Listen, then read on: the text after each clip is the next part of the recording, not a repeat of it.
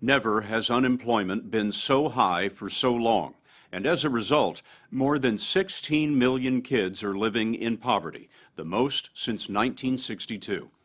It's worst where the construction industry collapsed, and one of those places is Central Florida. We went there 8 months ago to meet families who'd become homeless for the first time in their lives. So many were living day to day that school buses changed their routes to pick up all the kids living in cheap motels. We called the story Hard Times Generation.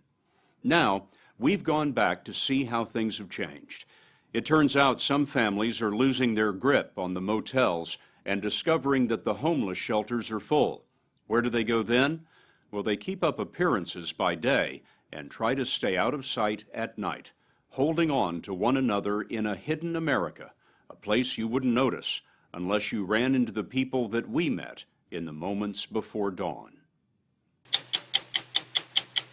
The story will continue in a moment. Time has carried us into uncharted territory. The Great Recession began December 2007, almost 1,500 mornings ago.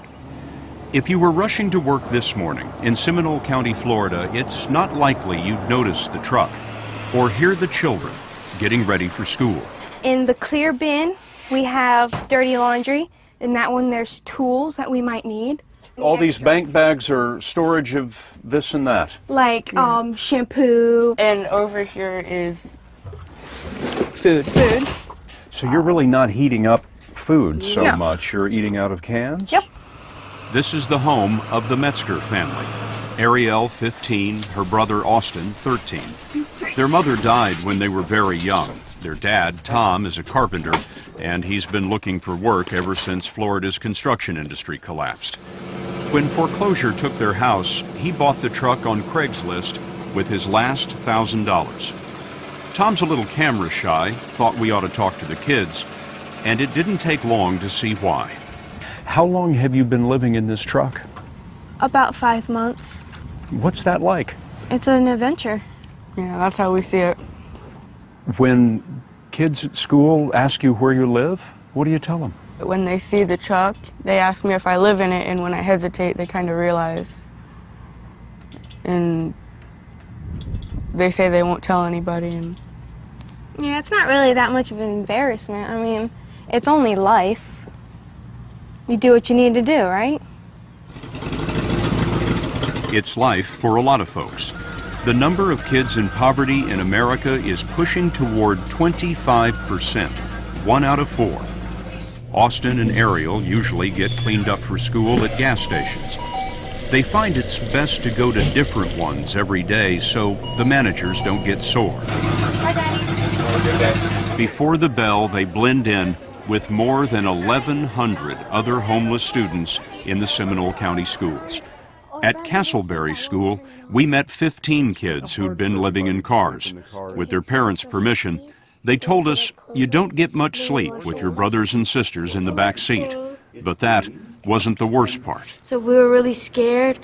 So we'll stay up all night sometimes and watch over my mom and keep her safe.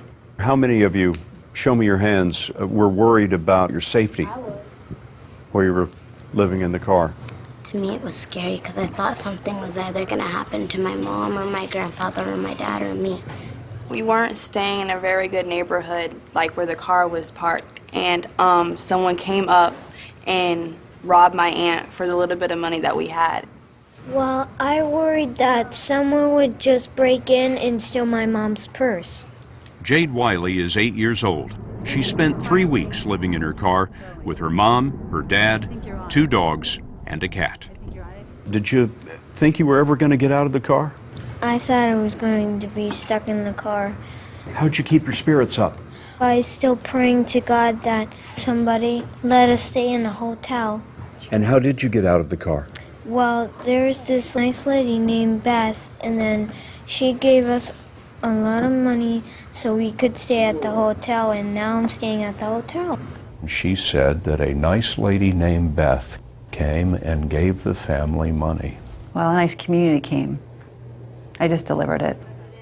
Beth Davalos runs programs for homeless kids in the Seminole County schools. This is the video that she shot when she found Jade's family. Well, we deal with it. Every day we deal with it when we live in the car. We're going to go get you a hotel room now. How do you feel about that? Happy. When Davalos hears of a student on the street, she uses county money and donations to get temporary shelter in a motel. Good job. The money she had for Jade's family lasted only a month, so the Wileys and Jade are painting the rest of the motel in exchange for a room. But this is rare. Of all the homeless families in Florida, 2/3 are living on the street. I hear about it every week, every couple of days. If they're not living in the car right now, they are avoiding it. Some of them don't even have cars to live in, or they recently got out of it. Why is it happening right now? The longevity of homelessness continues to rise. So people are running out of resources. The unemployment runs out, their savings run out, the family that lent them money does not have it anymore because they're looking at economic hardship. And before you know it, they find themselves living in their car because they just ran out of all options. Earlier this year, when folks heard about the homeless students in Central Florida, $4 million in donations poured in. Beth Davalos set up food banks in 41 Seminole County schools. They gathered up clothing for the kids and shelled out cash for motel rooms. I really appreciate it. $4 million is a lot of money, but think of this. Of all the families without shelter in America, 1/3 are in Florida. At Castleberry School, we sat down with the Coates family. Instead of 3 meals a day, we ended up doing 2 meals a day. And then there was this one day where we didn't have any more money, and that's how we ended up in the car. Last year, the Coates left Washington, D.C. for a new life in Florida, but the jobs dried up. When the savings went, Victoria and D'Angelo learned how to be homeless. They found out there's a checklist for living in a car. You want security, lighting, a place where you might be welcome, or at least a place busy enough to hide in. Walmart lots can be good, it depends on the manager. YMCAs mostly look the other way. D'Angelo settled outside a hospital emergency room. And we knew that through being there, we could at least brush our teeth in the morning, go to the bathroom if we need to in the middle of the night. And I'm sitting on a cooler in between our vehicle and another vehicle, just to make sure they're okay. Standing guard all night. Yep. D'Angelo, what does a man think about sitting on a cooler all night with his family in the car next to him? At that moment, I guess I feel less than a dad, I guess I can say, or as a husband, because I'm not able to provide for my family. Going into that car really did something to me. I felt helpless. I felt like I couldn't help my children. I am willing to bet that the whole time you were in the car, you didn't cry once, did you? Mm-hmm. Not in front of these guys. When it came time to put the girls in school, the school must have asked you for an address. That, okay, well, you have these boxes to choose, and you had one that said shelter. You checked the shelter box? Yeah. There was no box for car, No, so you lied to them. basically. You do what you have to do. There was not an option to take my girls away. I wonder if some of these families are hiding from the system, hiding from you. Yeah. Because as one woman put it to us today, she said, I was afraid that if they found out we were living in the car, the state would take my children away from me. Yeah, they're scared. They're very scared. And the reality is, if the state found them in a car, their children could be taken away and put someplace safe for now. But when we find them, we can put them someplace safe. The Coates tried to go someplace safe. They called every shelter in the area, but they were all full. After 10 days in the car, the only thing in the bottom of the cooler was an orange. So Victoria started calling again. And we called each and every one of them. And then I got to the last one, which was Orlando Rescue Mission. And I called and the lady said, "We have programs for your entire family." You must have thought you weren't hearing right. Yeah. How close did you come to running out of gas on the way to the rescue mission? We had like maybe a quarter tank before the E. So really all you had to your names at that point was a quarter of a tank and an orange. That's right. It wasn't long after the family made it into the shelter that D'Angelo found a job. He's manhandling garbage cans and proud to have the work. Hard work. Well, hard work's good for you. I'm thankful to have a job. With help from his employer, they hope to get Jamie, Jamia, and Jayla in a home of their own by Christmas.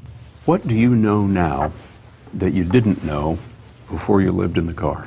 I know to be grateful that you have your family and that my mom is really, really, really protective. Protective because there is a ferocity that comes with being a parent on the street. Hiding the kids from cops and criminals, watching options grow shorter, the days longer, and the nights are just stubborn, sitting on a cooler, waiting for the sun.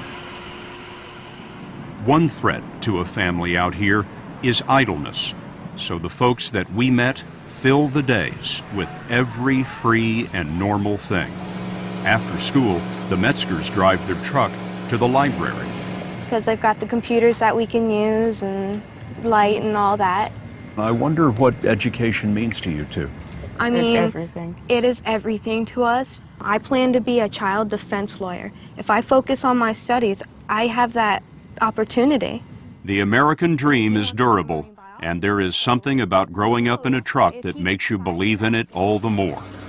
As we tagged along with the Metzgers, they told us they liked the truck better than a motel, and they wanted to show us something they've been doing in the evenings. They're acting in a community theater, a free and normal thing. On stage, they had a chance to be somebody else, but what struck us most was that they were just as happy in their roles as the Metzgers.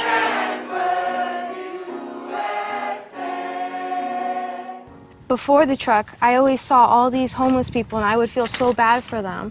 And then as soon as we started living in the truck ourselves, I've seen even more. And I just feel so bad. And even though I'm homeless myself, I want to do as much as I can to help them get back up on their feet.